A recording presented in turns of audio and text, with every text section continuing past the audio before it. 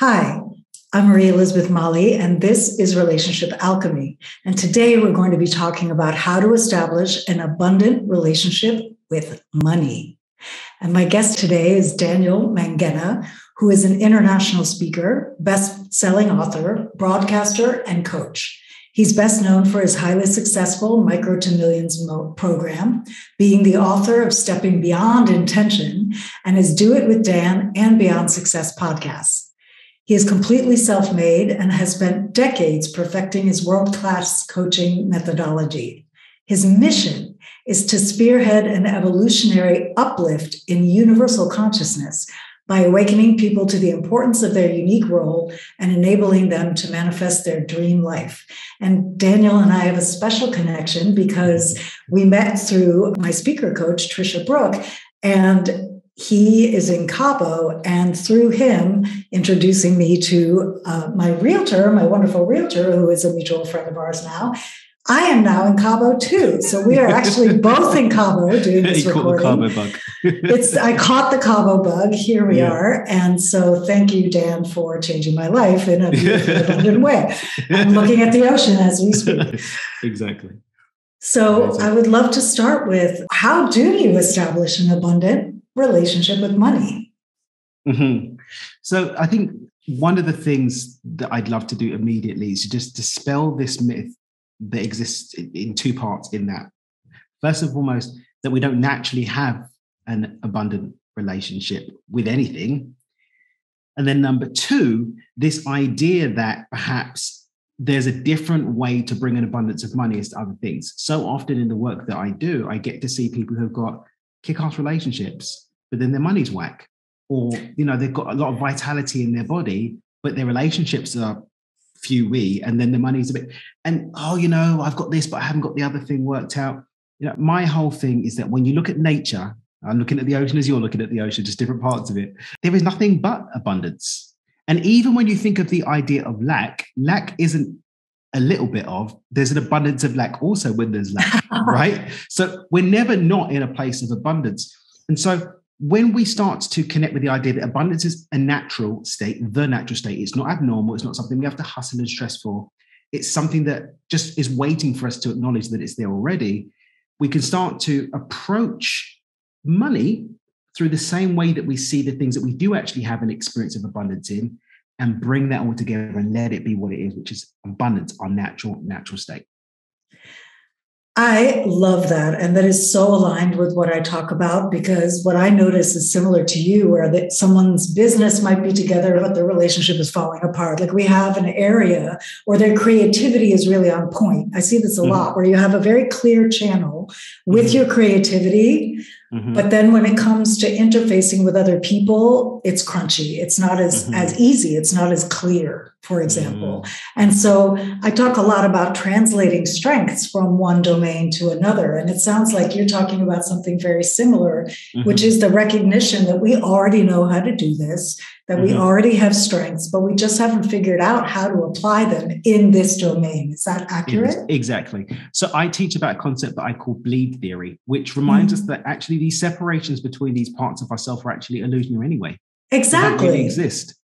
And when we actually look, someone that's having challenges, like even when I look at different friendships that have been challenged, or intimate relationships that have been challenged, or even different business relationships that have been challenged, when I peel away the stories that I've got about what's on top, there's always a common thread underneath. Yeah. Everything's connected. When people come to me and on their money, and then they start seeing that, hang on a minute, I found the love of my life, or my body started operating the way that it's supposed to operate. It's because when you are just connecting to a state of being which is acceptive of abundance, then you can start to see that reflected everywhere. When we drop the story that they're separated, that realignment to that natural state happens so much faster. Amen. You're singing my song here. So what's the first step? Like, I understand you have some really interesting ways that you approach this topic, unusual and unique compared to other sort of quote unquote money people. Yeah. And so how do you approach this shift?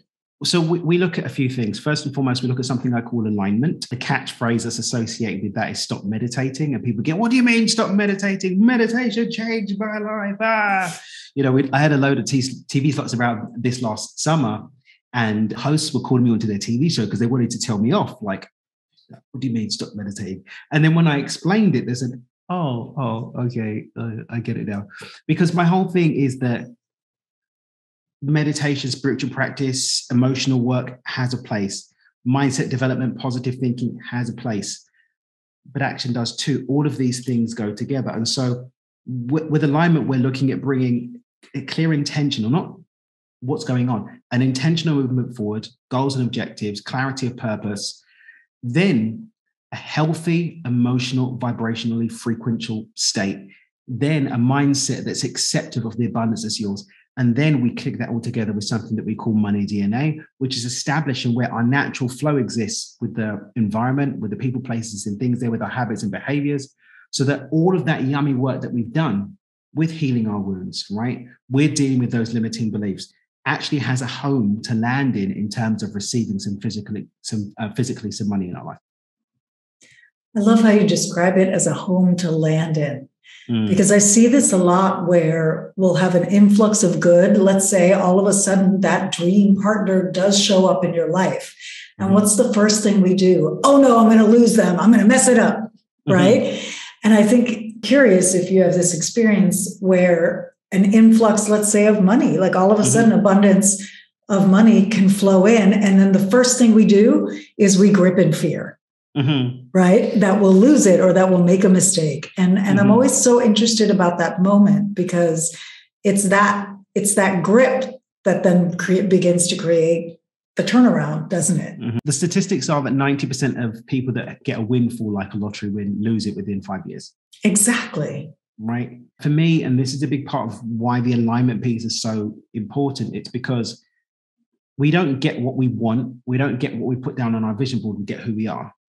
Amen. And when we haven't deeply ingrained enough an acceptance of a new state of being, a new personality, a new emotional experience, new mindset, new habits and behaviors that align with the new experience, then it's not going to be able to stay. And when that inability is in place because we're in a space of fear, then what actually happens is fear for me is, running, fear, anxiety, running to an outcome that we don't want and bringing that emotional state into the now. But then our habits and behaviors, our actions and choices in the now are going to be colored by that fear. And so we actually end up accidentally calling in the thing that we don't want because we're obsessing about how much that we don't want it. So fear will always start bringing in habits and behaviors that don't necessarily lead to what we want. They'll actually lead to what we fear because it becomes a part of who we are because it's so ingrained in what we are at the moment. And wouldn't you say that that's not something to be ashamed of? Like it's not something wrong with us. Like I'm always very sensitive to the perception that people have around when you talk about creating a new personality, say, or creating a new situation that has never existed before in your life, like a happy and harmonious marriage, if you've never had one. And, people can get caught up in a notion of self-blame or shame that it hasn't happened or, oh, I'm doing it wrong. And I want to really dispel that because it's so much more, in my experience, it's more mechanical than that. There's no value judgment on it. And I'm curious how you talk about that particular phenomenon where people go into shame or go into blame, like self-blame, and how you get them out of that, because that's not what you're talking about at all. No. And I think the thing that sits under that is judgment. Yeah. It's judgment. I'm judging myself against an ideal that's not even real, and that's perfection. Right. What we can do is strive for excellence and do our best. My stepdaughter's 6. She just turned 6. And, one of the ideals that she's competitive like me. Sometimes I wonder if she was like secretly a man-getter in another way because she's a man-getter competitive gene. But one of the things I've really, done my best to impart upon her, and she gets it now. She's got the quote. Do your best and have fun. Do your best and have fun. Yeah. Perfection is highly unlikely within human physical form, because of the texture and contrast that forms the human experience. And so this idea that we're always going to be switched on, no night lasts forever, no day lasts forever. Right. No emotional state is perpetual. There's always going to be shifts and turns. And the more that we can actually accept those twists and turns, to accept, oh, I fluffed that one, I put my foot in my mouth, oh, I was quote unquote negative today, then it no longer becomes a negative, because it's not something that you are, it's something that you're observing of your human experience.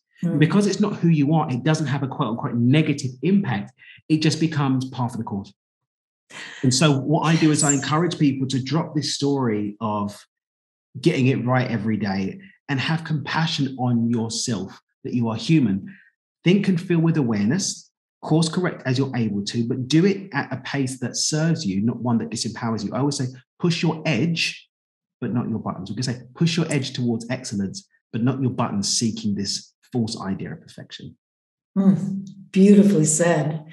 And so in terms of how you begin to unlock someone's money DNA and unlock this process of actually deepening into the truth of who we are. Like I said in another episode recently, that I challenge the idea that, when we talk about real talk or being real, we often, it's kind of like, I'm going to give you the unmediated, most messed up, all my unmediated stuff. And I challenge that that's actually the real. To me, that's still the overlay. And what's the real is this state that you're talking about of awareness, of observation, of sometimes up, sometimes down. That's the real. And a baseline of abundance, like you talk about.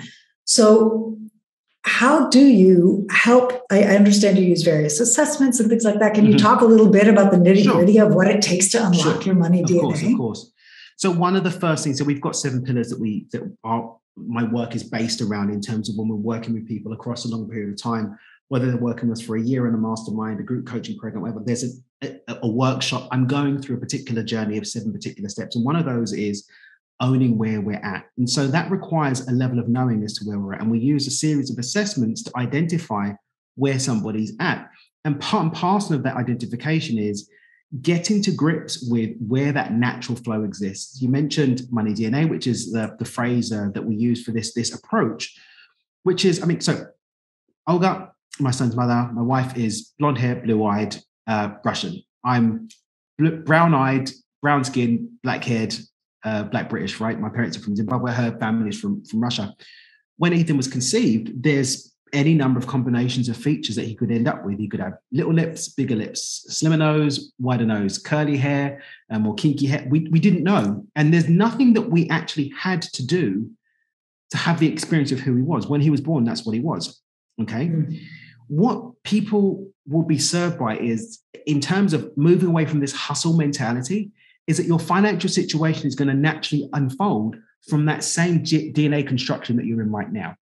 The difference with our money DNA versus our physical DNA is that we can actually adapt and leverage parts of our money DNA to get to an outcome that we want. Yes, you can dye your hair, you can get plastic surgery, you can make these changes, but we're doing work to do that.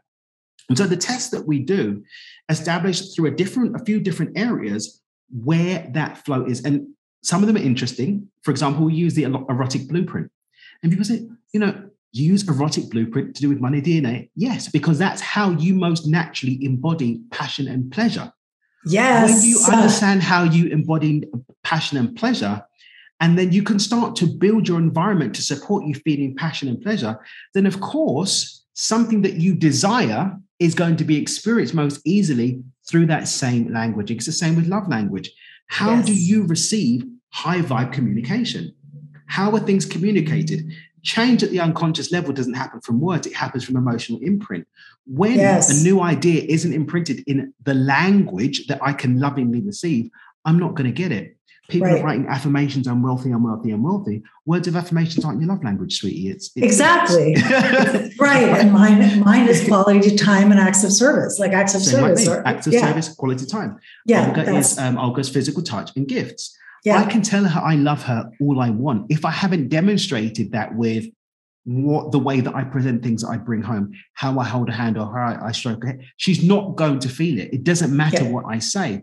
So it doesn't matter how much we say, I'm wealthy, I'm healthy, I'm this and that. Unless that's being communicated in a language I can understand, I can't receive it. And so we track these. We also track human design, and we look at the human design map.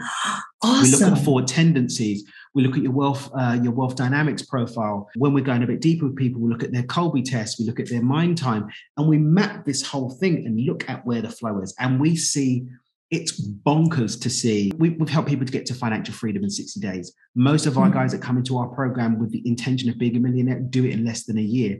Not because they work especially hard or they do something especially crazy. We just have them drive all the energy that they are using into where the flow exists. And that's why it happens. That's brilliant. Mm-hmm. And I would love, as you're speaking, my work is called Relationship Alchemy. And as you're speaking, I'm hearing so much alchemy in what you're saying. Yeah. Would you draw that bridge for me? Because I hear it, but I want to make it. Can I make it implicit as it really is? Yes. My in-person workshop is called the Alchemy of Abundance. Oh my God. Okay. And the process that we employ of inside out transformation is alchemic life creation. And so we get very clear on the vision, right? We get clear on the emotional state that we individually cognitively connect to the outcome. We get clear on the stories that we individually are telling ourselves so that we can move beyond them. And then we establish our DNA flow so that it can unfold naturally. Because the heavy lifting is done on the inside. But what happens is people take that statement and think that it means that I could be completely out of whack with my environment and something can happen. No, I have to still be in alignment, but that alignment physically doesn't require an exertion to the point of burnout. It just means that my habits, my behaviors, and my environment has to support what I've done internally in order to have the external experience that I desire. That's gorgeous. And to translate on that, let's say in the love languages example, like you and me, quality time is a high priority. Now, if I'm trying to unlock I'm imagining now, if I'm trying to unlock my money DNA and I'm not spending any quality time with myself, much less my partner, right? But if I'm not giving quality time to myself, if I'm not checking in with myself or maybe pausing or even taking a bath or walking by the ocean or whatever it is that connects me to me, then I'm not giving myself my own love language. And that can be a block. Is that what you're saying? Again, we get what we are. Yeah. Okay. And if my current state is a person who's not nourished, is not loved, is not full, how am I going to have a physical experience of wholeness, which is what abundance is, from a place where I'm not focused and in line with myself? And so when I am nourishing and in love with myself, when I am also taking time, quality time, setting time aside to even have a consciously directed relationship to my abundance, then that's when that wholeness can step in and I can experience it. Otherwise, it just becomes another idea, another course that you bought another coach that you work with, another, I tried and it didn't work. And versus, it didn't work. Hang on a minute, let me pause, know myself enough to allow the aspects of this which can speak to me to speak and the change to happen from the inside out. Amen. Now, being that this is a relationship podcast, I'd like to link that what you see in terms of how this shows up in our relationships too. Because like you said, how we do anything is how we do everything, right? So I'm curious, as you work with people in the money relationship side, what do you notice about relationship in the love side? It works out. It works out because first and foremost, one of the things that we impress upon people is the responsibility, not putting the world on your shoulders, but responsibility in the very least for how you respond to external things that show up. When you take that same mindset into relationship, right? Oh, you're being you. I have a choice about how I'm going to respond to that, but I'm not going to be able to change who you are. I'm either going to find a place where I can love you as you are, or we need to find a way to consciously uncouple from a place where nobody's being served. And where that really hit me the most and helped me with my relationships with myself, with others, was watching my son. My son just turned 1. You get to meet him here soon. Very soon. I watched it. So he's now got this thing. He's learned to play peekaboo. His system taught him how to play peekaboo. So in the morning, I had these little hands come and his little face comes and he goes, boo. And that's how he wakes me up in the morning. Nobody said, do this. He observed and took it on. He knows how to say, hey, when I come in through the door, hey, and he waves when you're going. He says, bye. He says, bye. He's got 3 languages. My wife's Russian. She speaks Russian. The nanny speaks Spanish. I speak English. And he's got all this stuff going on. And he's just soaking it up. Him learning to walk. He's now got this thing where he wants to feed himself. Nobody taught him. He's just learning. I don't remember being 1 year old. Yeah. When the very foundation of who I am today was being built. My stepdaughter, like I said, is 6. I don't remember being 6 when the final nails were going in as to my analytical function snapping into place and me actually having the ability to discern rather than just taking stuff in. And yet the foundation of who I am, how I'm responding to things, how I treat people, how I see myself, the foundations of it was all being built at that time. So that person that I'm being annoyed by, the person that I'm being triggered by, they don't remember when that was being built either. And when we can just accept that so many of us are working on the basis of programming that came at a time when we didn't have a conscious say in it, we can have a lot more compassion for them, compassion for ourselves, and then we can step up and do the work of choosing which aspects we want to keep and which ones we want to grow into something more desired for ourselves. And I want to highlight for our listeners that the basis is compassion. The basis 100%. Is self-acceptance 100%. And self-compassion for where you are now. Change doesn't happen out of shame, out of punishment, out of pressure. True change, that's not just a Band-Aid or temporary, right? Yeah. True change happens in this unfolding, this deepening of compassion, this deepening of acceptance, coupled with that kind of intentional choice that you're talking about of this is where I want to go. And so I'm going to choose right now. I might want to bite my partner's head off right now, but I'm going to choose. I'm going to choose to take a minute. And pause and find a way to say this thing that so he can hear it, right? Yeah. Because that's the relationship I want to have, which is one that we stay open to each other. But I don't shame myself for wanting to bite his head off in the minute, like in that moment. Like that's just something that arises.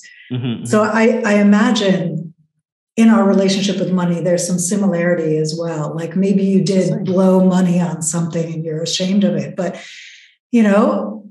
self-compassion, right? And then start again. If I'm judging something, I'm claiming it still. Say more about that. If I'm that. Still claim it, then how can I release it sufficiently enough for me to see it for what it is and to grow through and from it? I can't. I'm still holding on to it. Yeah. So dropping judgment and all the nonsensities that sit behind it, which I say lovingly, allows us to see I'm human. I'm not going to be switched on all the time. This doesn't mean that we run around selfishly just throwing our stuff. Sure. There's a level of agency there. Yeah. But still holding ourselves compassionately as we make the conscious choice from that place to expand, not because there's something wrong with us, but because there's something more that we desire. We're not pushing something away that's not good enough. We're reaching out for something that's more deeply desired. Oh, that's so key. Would you say that again? We're not pushing away something that's not good enough or unworthy. We're reaching out for something that's more deeply desired. Amen. So I understand that you have a super cool offer for our audience. What is that?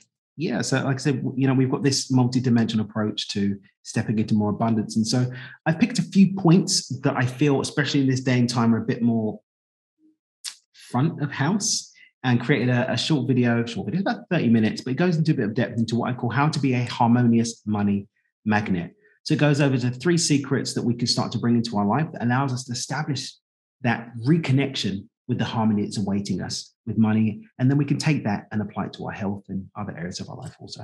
Yes, I hope everyone listens to it and applies it to their relationships, because to be a harmonious relationship magnet where you're not coming from grasping or aversion. You're not pushing it away. You're not trying to grab it, but you're actually in this harmonious place where you allow it to be abundant and to be there.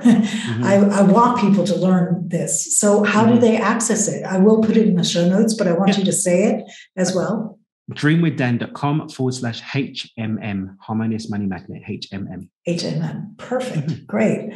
Well, it has been such a pleasure to talk with you today. Thank you so much for coming on the show. Thank you for having me. And I look forward to seeing you soon. Yep, 100%. And for everyone, until next time, this has been Relationship Alchemy. And today we've been speaking with Dan Mangena. And remember, a great relationship starts with you.